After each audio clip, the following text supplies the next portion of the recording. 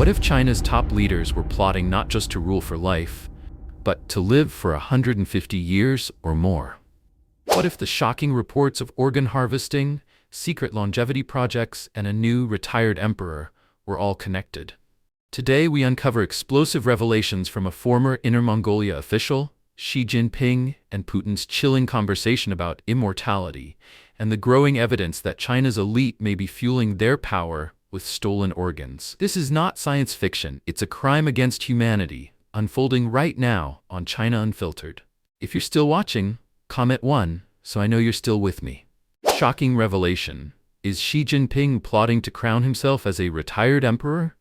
On September 4th, Du Wen, a former Inner Mongolia official now living in exile in Europe, dropped a political bombshell on his personal media channel. With absolute confidence, he declared that if his revelations proved false, he would quit YouTube altogether. That's how certain he is of his information. So what exactly did he reveal? Let's take a closer look. Du Wen explained that he had recently reconnected with two longtime friends and former superiors in Beijing, both holding high positions. One of them attends the CCP's most senior-level meetings, while the other holds a critical post with direct access to top-secret internal documents. From his account, 3 shocking revelations stand out. First, Xi Jinping's plan to become a Taishang Huang, or retired emperor. According to Du Wen, Xi Jinping has set a clear goal for the next political cycle, especially by the time of the 21st Party Congress in 2027. He intends to step into the role of Taishang Huang, a retired emperor, but not in the traditional sense of a powerless figure fading into the background. No, Xi envisions himself as a Taishang Huang who still rules from behind the curtain, retaining total control. This is modeled directly on Empress Dowager Cixi of the late Qing dynasty. She held all the real power, while Emperor Guangxu was nothing more than a puppet. Today's CCP faces the same question. If Xi becomes the retired emperor, who will take the throne as the so-called regent emperor? Du Wen has not disclosed. According to him, inside the CCP, officials already use coded political terminology, upholding the 4 consciousnesses and the 2 upholds, fully implementing Xi Jinping thought on socialism with Chinese characteristics for a new era, and strengthening the party's absolute leadership in every sphere. But Du Wen stresses a crucial point. In reality, this doesn't mean the party leads absolutely. It means Xi himself leads absolutely. In today's CCP, the party is Xi, and Xi is the party. Put bluntly, it should be described as comprehensively strengthening Xi Jinping's absolute leadership over everything. Second, Xi Jinping admits to serious economic mistakes for the first time. Du Wen's second revelation is just as startling. For the first time during the CCP's highest-level decision-making meeting, Xi admitted that he had made serious mistakes that have left China's economy in grave difficulty. But even while admitting this, Xi urged others to take a dialectical view, not to focus solely on the negatives, but to also see the positives. And instead of taking responsibility, he once again pushed the blame downward, accusing local officials, ministries, and department heads of failing to properly implement Xi thought. Third, everyone in the CCP leadership has been reduced to servants.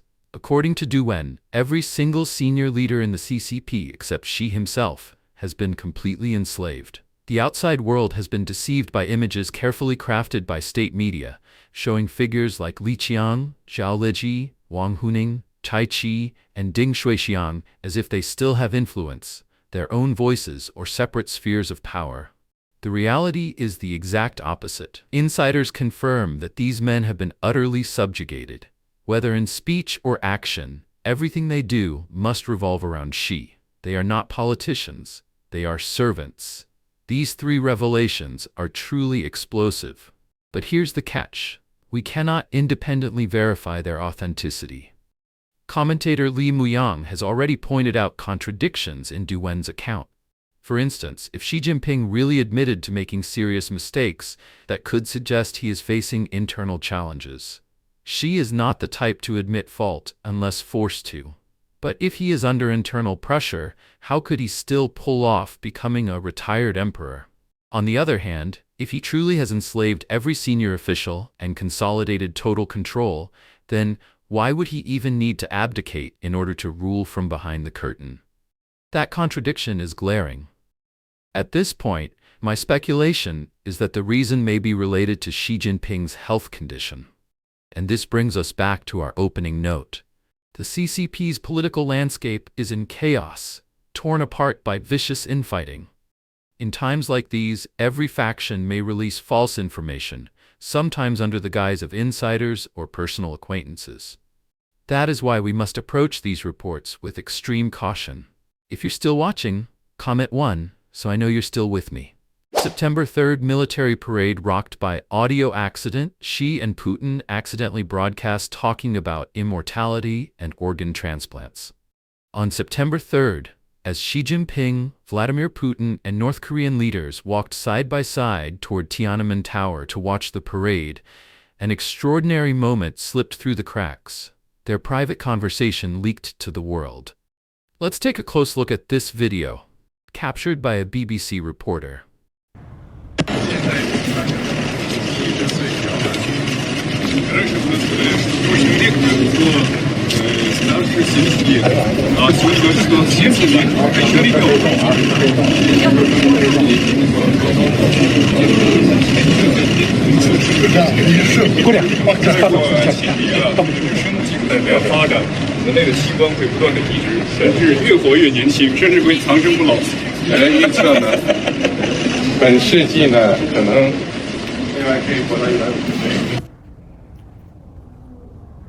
According to the footage, Xi's translator was heard saying, "In the past, few people lived to 70, but nowadays, even at 70, people seem like children."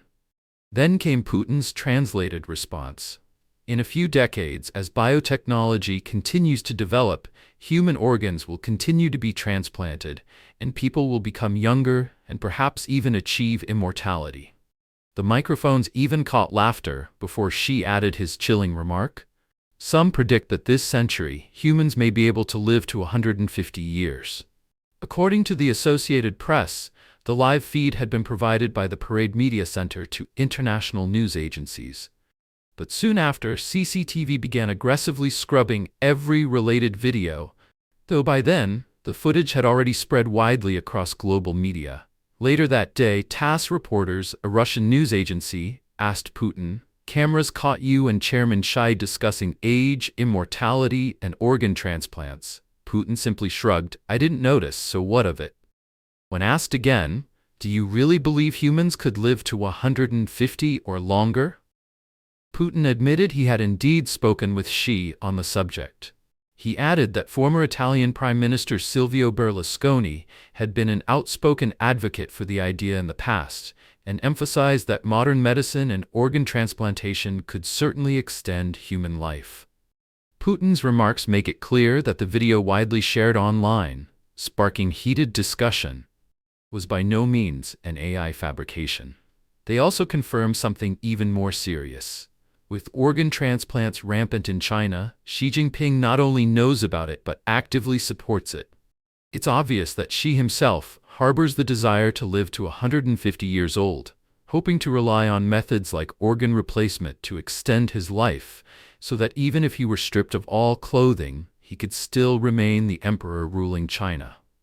What's more, other senior CCP officials also enjoy the privilege of being able to replace their organs whenever they wish. If you're still watching, comment 1, so I know you're still with me. China's organ harvesting machine, a crime against humanity. Here, I want to bring up one striking case. According to a report by NTD-TV on April 1, 2023, Gao Zhangqiang, once a vice minister of culture, died in Beijing on December 9, 2022, at the age of 87, right in the middle of the pandemic. Just 2 days later, on December 11th, Zhu Yongxin, a standing committee member of the CPPCC, published a eulogy. In it, he casually mentioned something stunning. Gao Zhangqiang, he said, had many of his internal organs replaced, and Gao even joked that much of his body was no longer his own. That one line sent shockwaves across the internet. Netizens immediately asked, if he had so many organs replaced, where did they come from? And more importantly, how many senior Communist Party officials have been secretly prolonging their lives through organ transplants? At the time, NTD-TV interviewed a woman from mainland China, Ms. Wang, who was furious. She asked, "How old are these senior officials like Gao Zhangqiang? They monopolize the best medical resources." People have long heard whispers about organ replacement and even blood replacement. But when you change organs, whose organs are they? So many people have gone missing. Your life is life, but are other people's lives not lives? In all of history, in any country, there has never been something so evil. This revelation also connected with another deeply disturbing trend: the mysterious disappearances of teenagers in China in recent years. Many believe these cases may be linked to the CCP's live organ harvesting. One of the most infamous examples was Hu Xinyu, a high school student from Jiangxi province. He disappeared from his school in October of last year. Soon after, online whistleblowers claimed Hu's organs had been successfully matched to a high-ranking patient during a medical exam. These suspicions are not isolated. For years, the World Organization to Investigate the Persecution of Falun Gong, based in New York, has been documenting the Chinese Communist Party's crimes. Their findings show that ever since the persecution of Falun Gong began in July 1999, the regime has secretly carried out large-scale live organ harvesting of practitioners. Within just a few years, China built what became the world's largest organ transplant industry. This shocking reality has sparked growing international concern and urgent calls for accountability.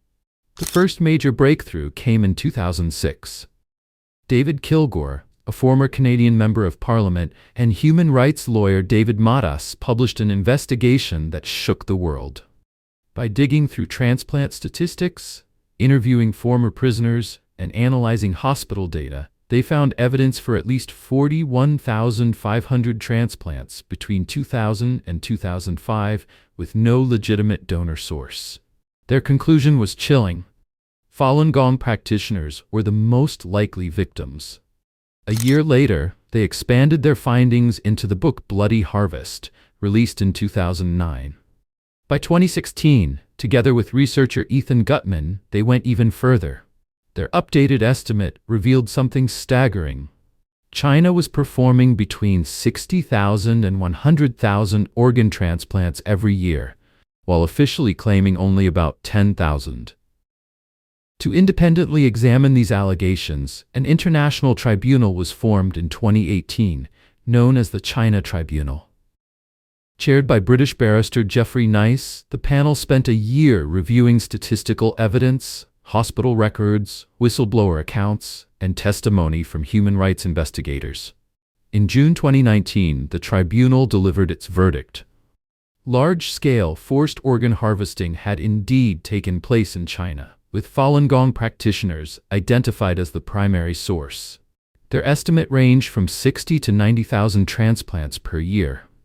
Behind these numbers are real people. One survivor, Chen Pei-ming, a Falun Gong practitioner, endured the unimaginable. Surgeons removed part of his liver and lung while he was still alive. Somehow, almost miraculously, he survived and managed to escape to the United States in 2020. His testimony is recognized as the first confirmed case of someone surviving live organ harvesting, direct, undeniable evidence of a crime against humanity. Other voices have also confirmed these crimes. Commentator Li Muyang noted that as early as 2006, insiders came forward to the Epoch Times to expose the dark side of China's transplant industry. They revealed that Falun Gong practitioners were the primary source of organs, but they were not alone. Uyghurs, Tibetans, religious believers, and political dissidents have also been targeted, turned into what Li called living organ banks for the Chinese Communist Party.